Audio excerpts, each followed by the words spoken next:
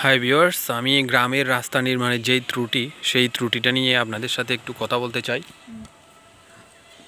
একটা গাড়ি যখন যায় তখন আরেকটা গাড়ি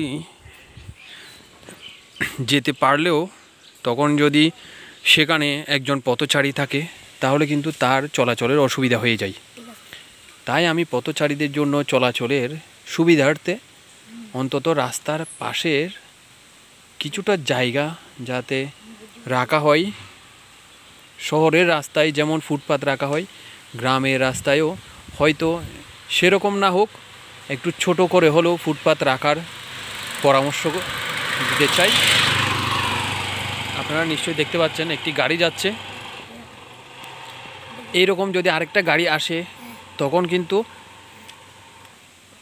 ক্রস করে যেতে পারবে, কিন্তু সেই জায়গায় যদি একজন পথচারী থাকে তাহলে তার চলাচলের অসুবিধা হয়ে যায়।